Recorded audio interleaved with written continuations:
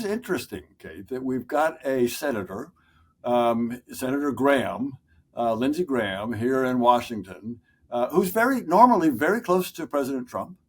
And he has 70 or 72 co-sponsors out of 100 senators.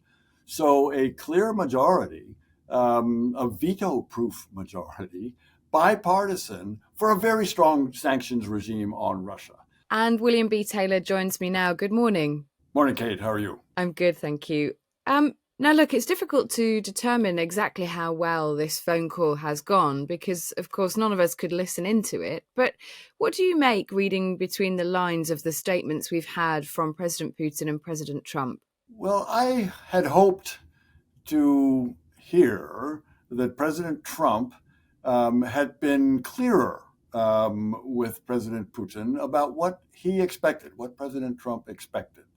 President Trump, as you remember, as you've probably reported, Kate, had a good conversation with Europeans and Ukrainians last weekend, and they agreed that what was necessary was an immediate ceasefire, and that Putin should agree to immediate ceasefire. And if he didn't, there would be sanctions put on. And there was some discussion of the kinds of sanctions that were being discussed. I didn't hear much of that out of this phone call today. So the opportunity to be clear with President Putin as to how this war has to end, how he has to come to the table to negotiate first a ceasefire, it sounds like he may have missed opportunity. It does sound, from what President Trump has said, that he has almost pressed the pause button. And I think we've heard from J.D. Vance and others close to the president this idea that, Putin might be tapping him along. And Trump has said, come back and ask me again in a couple of days whether I'm being tapped along. What should we make of that? Well, two things. One is, I think it's dawning on people in the U.S. administration, in particular Mr. Trump and Mr. Vance, that President Putin does tap them along. President Putin does stall. He is stalling on this.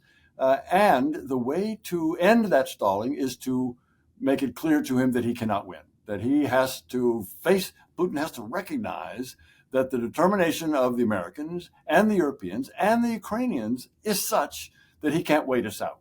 So that's the first thing. But the second thing I think it is also clear that this is a very high priority for this administration, the U.S. administration. They talked about it, President Trump talked about it as a candidate about solving this problem in a day. Of course, that didn't happen, but he did continue to talk about, and to his credit, has put in a lot of time, has put in a lot of phone calls, has given us a lot of thought, has talked about it a lot. So I believe this is a high priority for this administration, and to walk away without a solution would allow Putin to succeed in tapping him along, allow Putin to succeed in playing for time, giving Putin more time in order to try to get what he wants on the battlefield. See, that's really interesting because there is an assumption that Donald Trump is very prepared to walk away from these talks and would suffer almost no political damage in doing so. In fact, that's almost here. It's almost assumed to be the default position now. Are you suggesting that there would be some political fallout from that and that Donald Trump is very aware of that? Yes, I am. I think that's right. I think he is aware. President Trump, and this could be a positive characteristic, wants to win. He wants to be seen to be a winner. If he walks away, if he turns his back, if he throws up his hands, whatever the metaphor, on this problem, because Putin continues to play him, tap him, then that's not a win.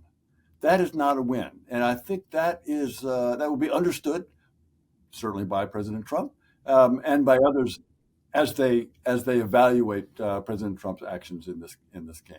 So, and obviously I'm asking you a question that none of us could possibly know the answer to, and I'm not sure that Donald Trump knows the answer to, but what do you think is likely to happen next? In talking about come back to me in a couple of days, it seems to me that Donald Trump is still he still has an eye on this. He's still expecting Putin to do something within the next couple of days. What do you think the next steps from the American side might be?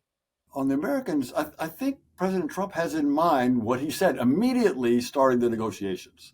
The Russians and Ukrainians would immediately start to work out what a ceasefire would look like, how to implement those kind of things. By the way, there have been some commentary about the fact that President Trump said that this is going to have to be resolved in the end by Russians and Ukrainians. I think it's actually right. I don't think this is going to be resolved between Americans and Russians.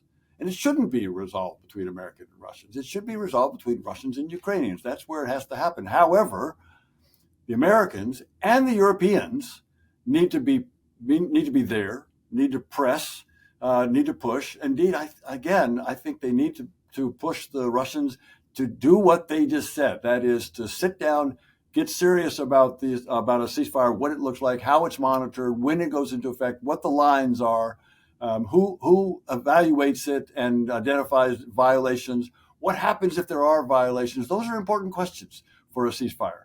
And they ought to be answered, and they ought to be answered soon. And do you think there's a possibility of further American sanctions on Russia? I know it was something that has been discussed. There doesn't seem to be any mention of that anywhere near these two statements after the fact. We haven't heard them from these statements coming out of this conversation today.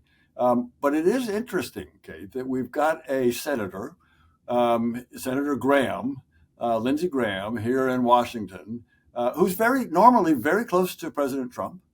And he has 70 or 72 co-sponsors out of 100 senators. So a clear majority, a veto-proof majority, bipartisan, for a very strong sanctions regime on Russia, if Russia doesn't come to the table. That's a message. I got to believe that Senator Graham is coordinated with the White House.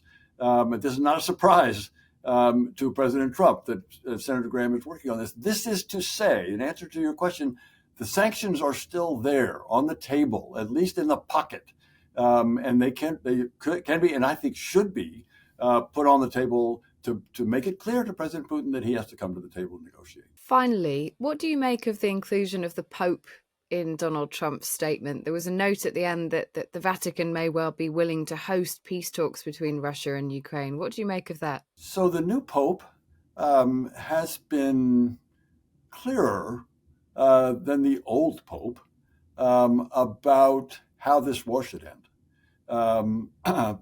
Pope Leo has expressed his sympathy and understanding of the Ukrainian cause much more clearly than Pope Francis, number one. And number two, the Pope could use, he's volunteered, the new Pope, Pope Leo has volunteered to participate, to help. He's volunteered to be of assistance in some way to bring peace. And if he's got the moral standing to bring these two together, two Orthodox leaders in a Roman regime, that if he can bring that standing, then that could be a good thing. And fascinating that an American Pope and an American president may well be using their both of the power that they have in this way. It is interesting that it happens to be an American Pope and the American president who has focused on this issue, and I think has a lot at stake in this issue. And if they could work together on this to bring peace to that troubled land in a way that is lasting and just, that's the other thing about a moral force. There to be a just peace. It's not just peace at any cost, but a just, moral, lasting peace is what the two should be focused on. William, many thanks for your time this morning. Thank you, Kate.